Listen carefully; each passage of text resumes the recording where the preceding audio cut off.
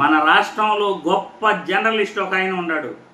ఆ పెద్ద మనిషి పేరు టీవీ5 సాంబశివరావు అని అంటారు. ఈ సాంబశివరావు యొక్క జర్నలిజం ఎలా ఉంటుంది అంటే, ప్రజా సమస్యల గురించి ఏ రోజు చర్చించడు.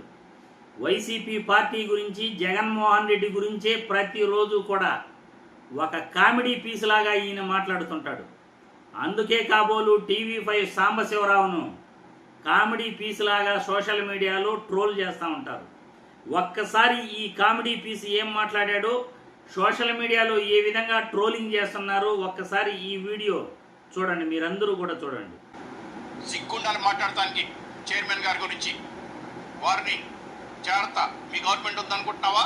పెద్ద వార్నింగ్ ఇది. వార్నింగ్, జాగ్రత్త, మీ గవర్నమెంట్ ఉందనుకుంటున్నావా? పిచ్చి పిచ్చిగా ఉంది. ఏదో గౌరవిస్తున్నాం, ఎందుకని ఊరుకుంటున్నాం?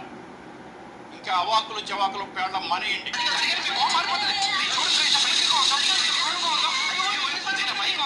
ఒక్క వైఎస్ రాజశేఖర రెడ్డి గారి కుటుంబం ఎందుకు ఇలా ఉంటుంది? వైఎస్ రాజారెడ్డి గారి దగ్గర నుంచి, వైఎస్ రాజశేఖర రెడ్డి గారి దగ్గర నుంచి, వైఎస్ జగన్మోహన్ రెడ్డి గారి దగ్గర నుంచి, సజ్జల రామకృష్ణారెడ్డి గారి దగ్గర నుంచి, భూమాన కరుణాకర్ రెడ్డి దగ్గర నుంచి, వాళ్ళ కొడుకు అభినయ్ రెడ్డి దగ్గరికి, చెవిరెడ్డి భాస్కర్ రెడ్డి, మోహిత్ రెడ్డి, ఎవరు వీళ్ళంతా? ధనంజయ రెడ్డి, కృష్ణమోహన్ రెడ్డి, కేసిరెడ్డి, ఎవరు వీళ్ళంతా? ఎందుకు జగన్మోహన్ రెడ్డి ఇటువంటి బ్యాచ్లు సృష్టించుకున్నారు? ఇటువంటి బ్యాచ్ మాత్రమే జగన్మోహన్ రెడ్డి ఎందుకుంటారు? కత్తులు పట్టుకొని రప్ప రప్ప అని ఎందుకు మాట్లాడుతున్నారు? రప్ప రప్ప అంటే పోలీసులు ఎందుకు చూస్తూ ఊరుకుంటున్నారు? దయచేసి నిర్మూలించండి సార్, ఇటువంటి వాళ్ళని నిర్మూలించండి. ఒకరిద్దరు ఎగిరిపోతే కానీ బుద్ధి రాదు. చూశారుగా, వైసీపీ వాళ్ళను నిర్మూలించండి, ఒకరిద్దరు ఎగిరిపోతే కానీ వీళ్ళకు బుద్ధి రాదు అంటున్నాడు. అంటే ఒకరిద్దరిని లేపేసేయండి అని ఆయన డైరెక్ట్గా పోలీసులకు చెప్తున్నాడా, లేకపోతే గవర్నమెంట్కి చెప్తున్నాడా, చంద్రబాబు చెప్తున్నాడా, లోకేష్ బాబు చెప్తున్నాడో అర్థం కావట్లేదు. ఒకరిద్దరిని వైసీపీ నాయకుల్ని లేపేయాలి అని అంటున్నాడు. రఫా రఫా అని అంటున్నారట.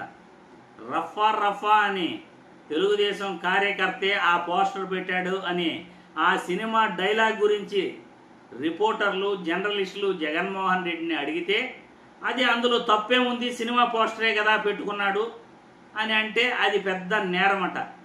సినిమాలు మాత్రం ఆడించచ్చట, సినిమా పోస్టర్ని వాళ్ళు వాడుకోకూడదట.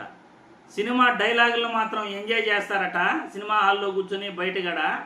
సినిమా పోస్టర్ పెట్టుకోవటం అది తప్పు అని జగన్మోహన్ రెడ్డి చెప్పాడు. కాబట్టి వైఎస్ కుటుంబంలోనే ఎందుకు ఇలా ఉన్నారు? వైఎస్ రాజారెడ్డి ఎందుకు అలా ఉన్నాడు? రాజశేఖర రెడ్డి ఎందుకు అలా ఉన్నాడు? జగన్మోహన్ రెడ్డి ఎందుకు అలా ఉన్నాడు? సజ్జలు ఎందుకు అలా ఉన్నాడు? భూమన కరుణాకర్ రెడ్డి ఎందుకు అలా ఉన్నాడు? భూమన కరుణాకర్ రెడ్డి కొడుకు ఎందుకు అలా ఉన్నాడు? రాజి కసిరెడ్డి ఎందుకున్నారో మీకు తెలియదా సాంబయ్య? అయ్యా సాంబయ్య, మీకు తెలీదా ఎందుకు అలా ఉన్నారో? తమరు జర్నలిస్టా లేకపోతే కామెడీ పీసా? జర్నలిస్టా లేకపోతే మీరు కామెడీ పీసా అని ఒక్కసారి మీరు ఏం మాట్లాడుతున్నారో, సోషల్ మీడియాలో మీ పైన ఏ విధంగా ట్రోలింగ్ చేస్తున్నారో ఒక్కసారి చూడండి.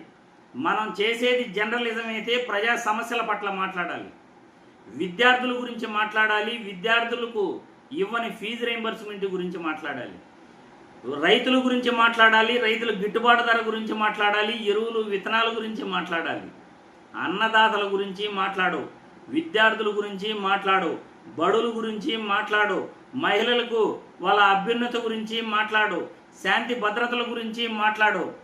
మరి మనం ఎందుకు జర్నలిజం చేస్తున్నాను సాంబయ్య?